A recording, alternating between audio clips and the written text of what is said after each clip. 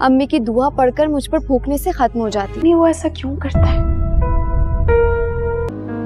असली फाइल तो मेरे बैग में। आजकल 5000 की हैसियत ही क्या है? इतने घटिया शख्स से तुम कैसे मोहब्बत? तो शायद हमारी अक्ल पर पड़ गई।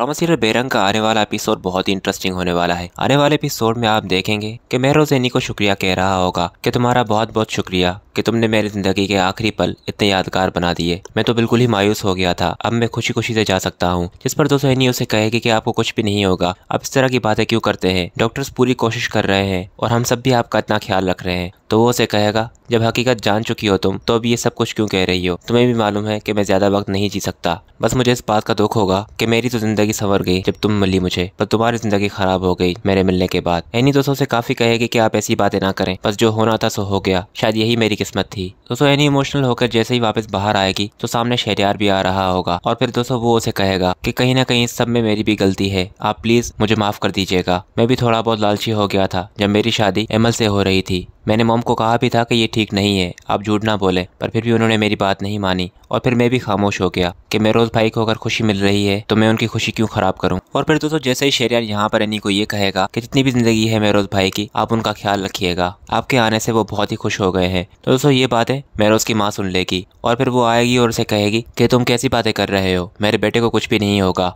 मेरा बेटा बिल्कुल ठीक हो जाएगा और आइंदा मैं तुम लोगों के मुंह से ये बातें ना सुनूं। उसके बाद अगले सीन में आप देखेंगे दोस्तों जब एनी की बात कर रहा होगा अपनी माँ से तो उसकी माँ उसे कह रही होगी कि तुम्हें उसकी परवाह करने की इतनी जरूरत नहीं है और तुम क्यों उसकी वकालत कर रहे हो, तुम्हारी क्या लगती है वो।